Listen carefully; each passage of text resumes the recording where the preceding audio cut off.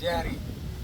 भगवान श्री ज्ञानोबारायांच्या या सोहळ्यामध्ये चालत असताना आळंदीहून प्रवास करत करत या ठिकाणी जवळपास वाखरीच्या रिंगणाच्याच ठिकाणी पोहोचलं असताना आळंदीपासून अनेक क्षेत्रातली लोक, धार्मिक क्षेत्रातल्या बरोबरच इतर नोकर वर्ग असेल, विविध पदाधिकारी असतील, परंतु त्याचबरोबर आपल्या 189 दिंडी क्रमांक श्री संत सुदर्शन महाराज यांची सुद्धा दिंडी आहे आणि त्यामध्ये असणाऱ्या दिंडीचे चालक श्री हरिभक्तपरायण महंत काशीनाथ महाराज शास्त्री आपल्याबरोबर आहेत आणि यांच्या संबंधामुळं किंवा भगवानगडाचे असणारे हरिभक्तपरायण महंत नामदेव महाराज शास्त्री यांच्या सानिध्यामुळं बाबांचा संपर्क आल्यामुळं एक IPS अधिकारी आपल्या दिंडीमध्ये आळंदीपासून प्रवास करीत आहेत.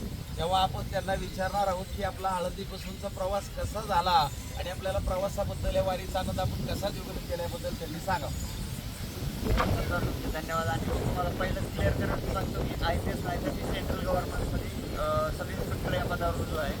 1 वर्षाची ट्रेनिंग करून मी 8 महिने झाला आता जॉईन झालो आहे. पण मी ठरवलं होतं की म्हणजे 5 वर्ष मी पुण्यात अभ्यास करायचो. त्यावेळी ठरवलेले की आपल्याला एक वारी सिलेक्शन झाल्यावर नक्की करायची. कारण मी लॅब्रीत असल्यामुळे खालून दिंड्या जरी गेल्या सदाशिव पेठेची मोस्टली दिंडे निघतात. खालून दिंड्या गेले तर वरून दर्शन घ्यायचं पण खाली उतरत नव्हतं. तर तेव्हाच ठरवलं होतं की आपण पूर्ण वारी करायची. आणि तोच आज जो म्हणजे तो त्यावेळी केलेला माझ्या स्वतःच्या आनंदासाठी संकल्प केलेला तो आज पूर्ण होताना दिसत आहे. आणि आज आपण वाखरीत आहोत. तर कालच रिंगणाचा पण खूप आनंद घेतला आणि आज पण आपण रिंगणाला जाणारच आहोत. तर याची देही याची डोळा असा सोहळा या मी तर म्हणजे माझ्या माहितीचं जनरल नॉलेजमध्ये असा सोहळा पूर्ण जगात कुठंच नाही जिथं 21 दिवस सगळं संसार वगैरे सोडून पूर्ण लोक डेडिकेटेड भक्तीला डेडिकेटेड होऊन पूर्ण एका जागी 15 ते 20 लाख लोक केवळ पांडुरंगाच्या दर्शनासाठी माऊलीचा जप करत, ज्ञानोबा तुकारामचा जप करत चालतात. आणि एका 15 ते 20 लाख लोकांना फक्त एकच नाव आहे, ती म्हणजे माऊली. म्हणजे असा सोहळा या जगात कुठंच नाही, त्रिभुवनी नाही असं म्हणायला काही हरकत नाही. तोच माझा संकल्प पूर्ण होताना दिसतोय. खरोखरच साहेबांनी सांगितलं की आळंदीपासून चालत असताना साहेबांनी स्वतः त्या ठिकाणी भजन सुद्धा गायले. प्रत्येक रिंगणावर त्यांनी रिंगणाचा आनंद घेतलाय. वारकरी संप्रदायाचा वेश आळंदीपासून वेशभूषा त्या ठिकाणी परिधान करून साहेबांनी इथपर्यंतचा आनंददायी प्रवास केलेला आहे अगदी खेळीमेळीच्या वातावरणामध्ये. तेव्हा या निमित्ताने मी एकच साहेबांना त्या ठिकाणी सांगू शकतो किंवा एक संदेश देऊ शकतो तरुणांसाठी किंवा आजची जी तरुण पिढी आहे की त्यांनी या आध्यात्मिक क्षेत्राकडे यायला पाहिजे. कारण एक उदाहरण आपल्या समोर आहे की अभ्यासाला जर अध्यात्माची जोड असेल तर यश नक्की संपादन केलं जाऊ शकतं किंवा मिळू शकतं.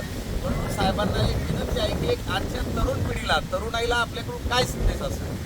तुमचं म्हणणं एकदम बरोबर आहे आणि त्याच गोष्टीवर मी पूर्ण ठाम होतो. जोपर्यंत अभ्यास करत होतो मी खरं तर मी 13-14 वर्षाचा असल्यापासून घराच्या बाहेर आहे.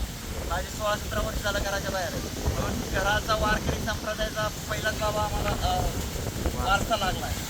आणि छोटे ज्यावेळी आम्ही होतो त्यावेळी माळ करायची पडली आपल्याला माहीत नाही. तर तेव्हापासून आम्ही भजन, काकडा भजन म्हणा हे सगळं ऐकत आहोत. जो आता मी म्हणतोय किंवा ते आहे तेच जुन्या चाली इंगळे बाबांचे असतील किंवा मग दुसरे कोणाचे काकडे असतील ते ऐकून पूर्ण तवाच बिंबवलेलं आहे. साताराकरांचा हरिपाठ असेल ते जुनं वडील पहाटेच्या 5लाच लावायचे. त्यामुळे पूर्ण असा संप्रदाय म्हणजे शरीरात पूर्ण पहिल्यापासूनच होता. आणि आता तुम्ही सांगितलं अध्यात्माला अभ्यासाची साथ हे खूप महत्त्वाचं आहे. कारण आता तरुण पिढी ही खूप भरकटच चालली आहे. मोबाईलच्याद्वारे म्हणा किंवा मग अजून सोशल मीडिया आहे दुसरा, तर त्याच्यामुळे खूप भरकटच चालली आहे. तर आपल्या संतांनी जे वाङ्मय दिलं आहे आपल्याला माऊलींचं, आता मी आज सकाळी पाहत होतो एक TV इंटरव्ह्यू. डॉक्टर बाबासाहेब आंबेडकरांना आपण इतकं मोठं व्यक्तिमत्व मानतो आणि त्यांनी या जगाला किंवा आपल्या भारताला संविधान दिलं आहे. त्यांना विचारलं एका पत्रकाराने किंवा त्यावेळी त्यांना विचारलेला प्रश्न, तुम्ही हे सगळी गॅलरी भरलेली तुमची, तर तुम्ही या बुकाला म्हणजे सगळ्यात महत्त्वाचं बुक कोणतं? त्यांनी गाथा आणि ज्ञानेश्वरी 2च बुक. तर गाथा हे आणि ज्ञानेश्वरी जर तरुणांनी डेली थोडंफार वाचलं आणि त्याचं एक तरी ओवी अनुभवायची, आपला नामामाने ग्रंथश्रेष्ठी एक तरी ओवी, तर माऊलींची एक जरी ओवी आपण पूर्ण घेतली तर नक्कीच कोणत्याही पुरुषाचा किंवा तरुणाचा किंवा तरुणीचा या युवकांचा या वयामध्ये त्यांचा नक्कीच जो आपला पण केलेला असेल किंवा ध्येय ठेवलेला असेल ते निश्चितच त्यांना प्राप्त होईल.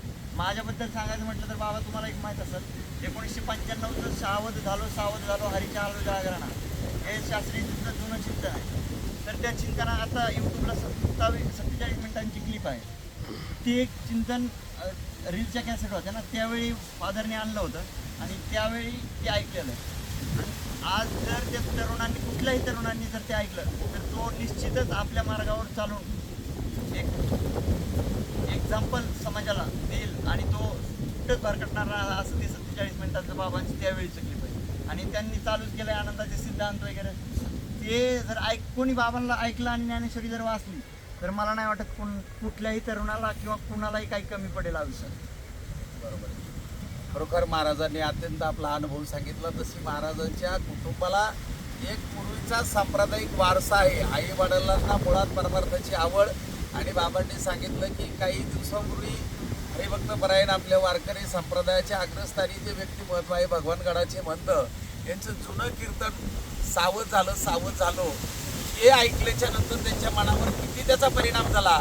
हाच एक तरुणासाठी संदेश आहे की या संप्रदायामध्ये आल्याच्या नंतर एखादी ओवी आता त्यांनी सांगितलं नामामध्ये ग्रंथश्रेष्ठ ज्ञानदेवी एकंदरी ओवी अनुभवावी. तसं एखादी ओवी अथवा एखाद्या अभंगाचे एखादं कडवं एखादा शब्द त्या तरुणाच्या जीवनामध्ये क्रांती घडून आणू शकतो याचं एक उत्तम उदाहरण महाराजांनी सांगितलं. म्हणून तरुण जर या ठिकाणी इकडं आला आणि आपल्या मुलामुळांना लहानपणी घरामध्ये काय ऐकायला मिळावं याचं सुद्धा एक त्यांनी त्यांच्या आईवडिलाच्या माध्यमातून एक उदाहरण सांगितलेलं आहे. म्हणून खऱ्या अर्थानं तरुणांसाठी हा अत्यंत मोलाचा संदेश आहे महाराजाकडून की अभ्यास जर आपल्याला अवगत करायचा असेल तर त्याच्यासाठी त्याला अध्यात्माची जोड दिल्याच्या नंतर कुठलाही तरुण इतर मार्गाला भरकटला जाणार नाही. तो योग्य मार्गावर राहील आणि तो नक्कीच अभ्यासामध्ये त्या ठिकाणी यश संपादन करेल. पाहिजे त्या ठिकाणी त्याला तो नोकरीमध्ये धंद्यामध्ये यश संपादन करू शकतो. खऱ्या अर्थानं हा मौलिक संदेश आहे.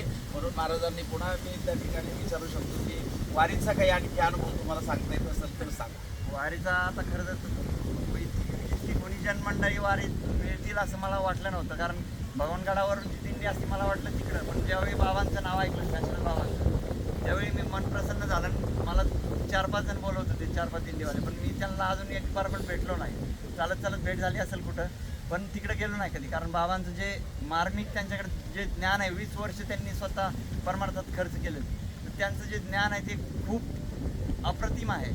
आणि त्यांच्यामुळे खूप जुन्या चाली म्हणा किंवा मग जुने अभंग एक आपण दिवे घाटातून चालत असताना एक्झाम्पल आहे अर्धा तास बाबांचा कुठला तरी अभंग आहे मला नाही माहीत मदाल असा ते संपना.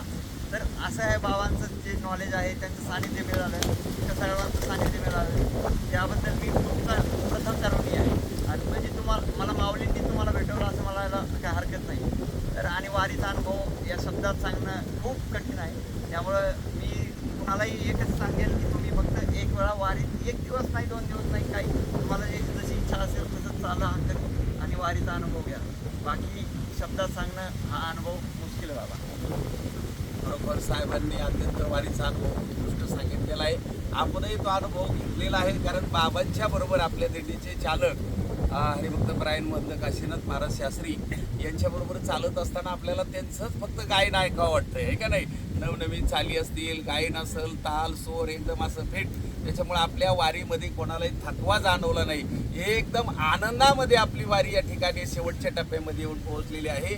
आणि या वारीचं जे काही आपल्याला सर्वांना आनंद मिळाला या वारी ज्यांनी सुरू केली ते आपल्या वारीचे चालक असणारे सुदर्शन महाराज त्यांच्या 151 दिंडीमधल्या सर्व लोकांच्या वतीने साहेबांना पुढील आणि त्यांच्या कार्यासाठी शुभेच्छा देतो.